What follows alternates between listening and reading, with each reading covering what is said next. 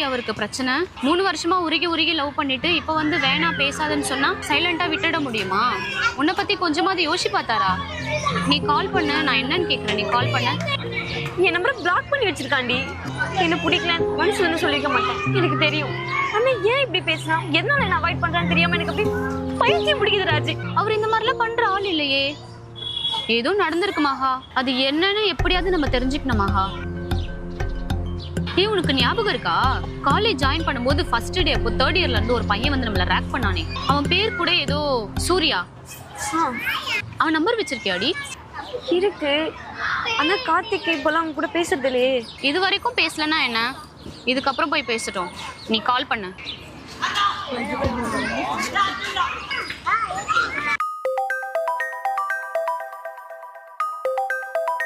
Hello hello யாரு? அண்ணா, நான் மகா பேசுறேண்ணா. ஹே மகா, எப்படிமா இருக்க? இவ்வளவு நல்லாச்சுல இந்த அண்ணனுக்கு ஃபோன் பண்றதுக்கு. நீ கூட நாளா ஃபோன் பண்ணவே இல்லை. சரி சரி, அது விடு. தோர எப்படி இருக்காரு? பக்கத்துல தான் இருக்காரா? அழகு பழமா பேசு மகா. ஏமா அழுவுற? என்னாச்சு? ஏதோ பிரச்சனையா? அண்ணா, கார்த்திக் இனிமே நம்ம பேசிக்க வேணாம், நம்மளுக்குள்ள எதுவுமே இல்லைன்னு சொல்லிட்டானா. என்னமா சொல்ற? அவன் அப்படி சொல்றான். உங்களுக்கு சண்டே என்ன? உங்களுக்குள்ள எந்த ஒரு சண்டையும் இல்லைண்ணா. அப்புறம் ஏன் இப்படி சொன்னா? என்ன ரீசன் கேட்டியா நீ? நான் எவ்வளவோ கேட்டேனா, அவன் எதுவுமே சொல்ல மாட்டான். நீங்க தானே எனக்கு ஒரு ஹெல்ப் பண்ணணும். சொல்லுமா. நீங்க தான் அவன்கிட்ட பேசணும். அட்லீஸ்ட் என்ன ரீசனாச்சும் கேட்டு சொல்லுங்கண்ணா, ப்ளீஸ்ண்ணா. மகா, உனக்கே நல்லா தெரியும் அந்த விஷயத்துக்கு அப்புறம் அவன் யார்கிட்ட சரியா பேசத்தே இல்லை.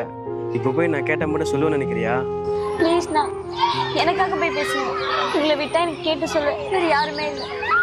ப்ளீஸ்ண்ணா, எனக்காக இந்த ஒரு ஹெல்ப் மட்டும் பண்ணுங்க. சரி சரிம்மா, நீ அழாத. காலைல போய் பேசிட்டு என்ன எதுன்னு சொல்கிறேன் உனக்கு. ரொம்ப தேங்க்ஸ்ண்ணா. சரி வா, அவர் தான் கேட்டு சொல்றேன்னு சொல்லிட்டார்ல. டைம் ஆயிடுச்சு, வீட்டுக்கு போலாம்.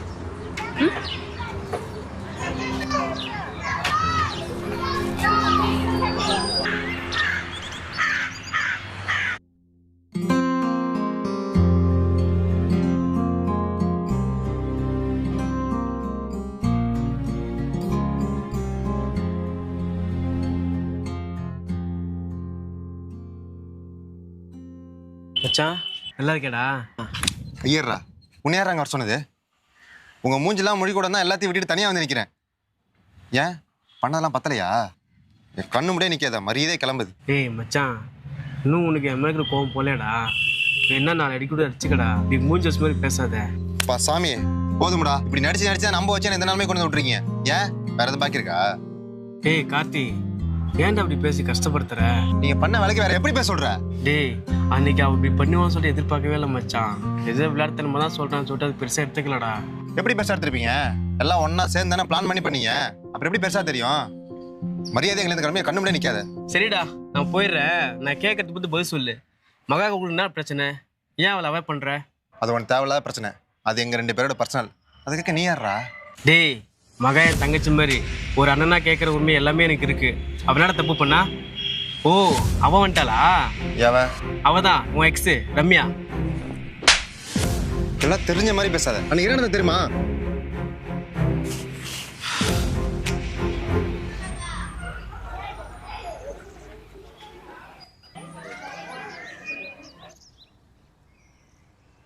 என்ன தம்பி, மகாவுக்காக வெயிட் பண்ணிட்டு இருக்கீங்களா?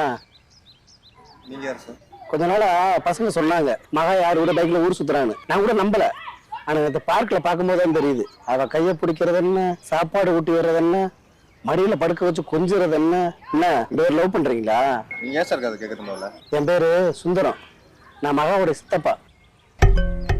தம்பி பயப்படாதீங்க. நான் எங்க அண்ணன் கிட்ட சொல்ல மாட்டேன். ஏன்னா நானும் எங்க அண்ணனும் பேசி 15 வருஷத்துக்கு மேல ஆகுது. அதனால நான் சொன்னாலும் அவர் நம்ப போறது இல்லை. தம்பி, எங்க குடும்பத்துக்கு மகா ஒருத்தி தான்ப்பா பொண்ணு வாரிசு. மகாவுக்கு ஒரு 4-5 வயசு இருக்கும். அவங்க அம்மா தவறிட்டாங்க. அதுக்கப்புறம் எங்க வீட்டுல இருக்க எல்லாரும் ஒண்ணு சேர்ந்து என் அண்ணனுக்கு 2வது கல்யாணத்துக்கு ஏற்பாடு பண்ணணும். எங்க இன்னொருத்தி வந்தா தன் மகளை நல்லா பாத்துக்கிற மாட்டாங்கன்னு என் அண்ணன் 2வது கல்யாணத்துக்கு சம்மதிக்கவே இல்லை. அவனுக்கே தெரியாம நாங்க இன்னொரு கல்யாணத்துக்கு ஏற்பாடு பண்ணோம். அதுல எங்க கூட சண்டை போட்டு மகாவை தூக்கிட்டு வெளில போனவன் தான். இன்னைக்கு வரைக்கும் அவன் எதுக்காக எங்களை தேடி வந்ததில்லை, எங்களுக்கு கிட்ட சேர்த்துக்கிறவே இல்லை. அவனை பொறுத்த வரைக்கும் மகா தான் உலகமே. அவளுக்காக அவனுடைய மொத்த வாழ்க்கையை தியாகம் பண்ணியிருக்கான். அப்படி இருக்கும்போது தான் பொண்ணு ஒரு பையன் கூட ஊர் சுத்துறான்னு தெரிஞ்சா அவன் என்ன ஆவான்னு நான் சொல்லி உனக்கு தெரிய வேண்டியதில்லை. சரி தம்பி, எங்க ஒர்க் பண்றீங்க? ரேப்பிட்ட ஓட்டுறீங்களா? என் அண்ணன் மகாவை நல்லா படிக்க வச்சு நல்ல இடத்துல கட்டி கொடுத்து மகாராணி மாதிரி வச்சு பார்க்கணும்னு ஆசைப்படுறான். அதுக்கு எடுத்துறாதீங்க. சரி தம்பி, சாப்பிட்டீங்களா? எங்க வேற வேலைக்கு வண்டி விட்டாதான சாப்பாடு. நீங்க தான் உங்க பொண்ணு பின்னாடி ஓடுறீங்க இல்ல? நான் வேற உங்களை உட்கார வச்சு டைத்தை வேஸ்ட் பண்ணிட்டேன். சரி தம்பி, சாப்பிட ஏதாவது காசு வேணுமா? வேணாமா? சரி தம்பி, சொன்னதெல்லாம் ஞாபகம் இருக்குல்ல? வர்றேன்.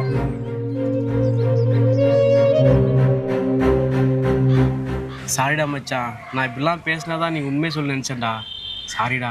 இப்போ சொல்றா, எப்படி அதுக்கப்புறம் நம்ம லவ் பண்ண முடியும்? டேய், இதெல்லாம் ஒரு விஷயம் சொல்லிட்டு மகா அவாய்ட் பண்ணுற பத்தியா?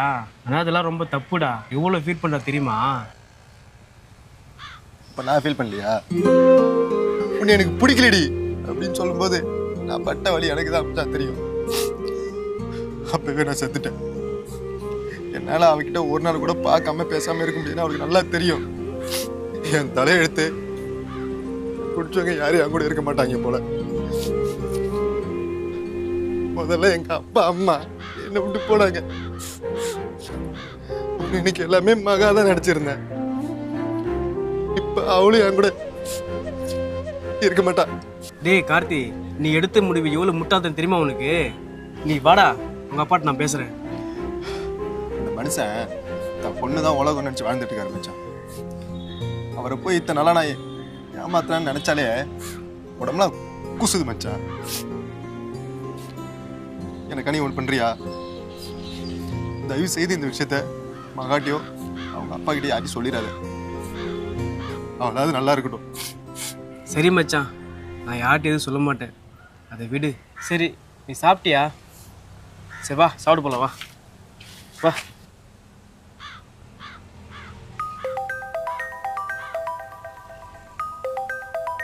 மச்சான் நீ போ, நான் வரேன். ஹலோ. ஹலோ அண்ணா, கார்த்திக் கிட்ட பேசுனீங்களா? என்ன சொன்னா? மகா, நான் எதுவும் இப்போ சொல்கிற மாதிரி இல்லைம்மா. என்னை எதுவும் கேட்காத. அண்ணா ப்ளீஸ்ண்ணா, அவன் என்கிட்ட பேசினாலும் கூட பரவாயில்ல. அட்லீஸ்ட் என்ன ரீசன் ஆச்சு சொல்லுங்க.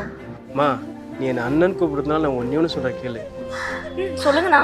நீ அவனை மறந்துடுமா, அதான் உங்களுக்கு 2 பேரும் நல்லது. நான் ஃபோனை வைக்கிறேன். அண்ணா அண்ணா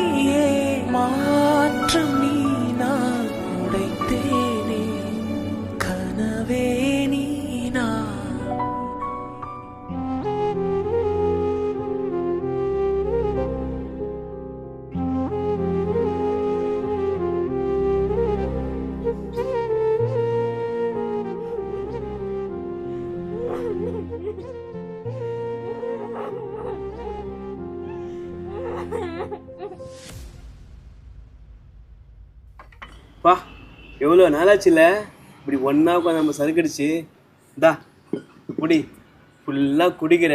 உன் பாரத்தை ஃபுல்லாக இங்கே இறக்கி வைக்கிற. அப்புறம் போயிட்டு கம்முன்னு படுக்கிற. என்ன சரியா? டேய், இன்னும் நான் பார்த்துக்கிறேன். எத்தாடுற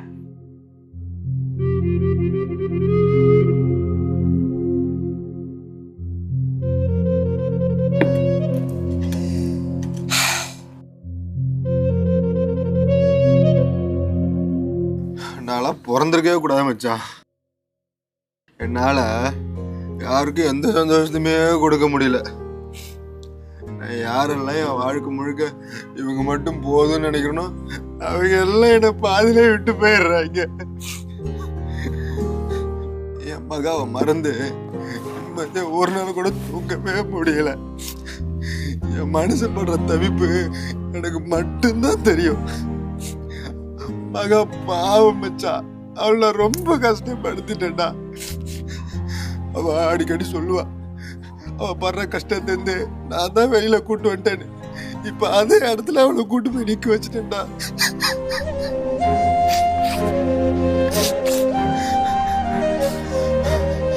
என்னால முடியல மச்சா.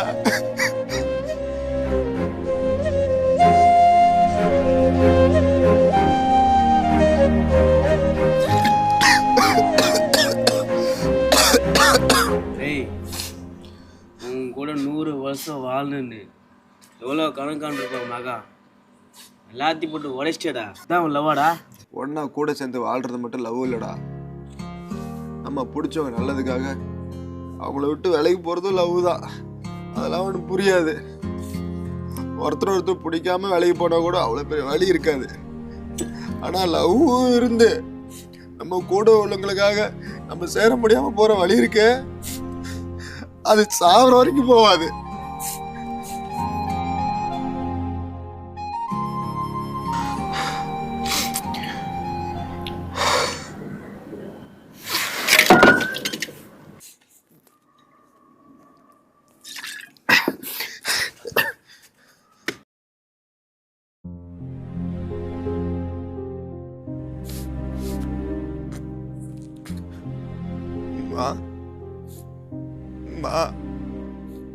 இருக்கியம்மா, எனக்குன்னு இங்க இனிமே யாருமே இல்லம்மா. எனக்கு மடியில படுத்து கத்தி அழணும் போல இருக்கு. ஆனா நீ இங்க இல்லையே, எனக்கு ரொம்ப பயமா இருக்குமா. எனக்கு இங்க இருக்கவே பிடிக்கல. என்னையும் உன் கூட கூட்டு போறியா? என்ன பத்திரமா பாத்துக்குவியாப்பா? சொல்லுமா, நான் வரேன், உன் கூடவே வரேன்.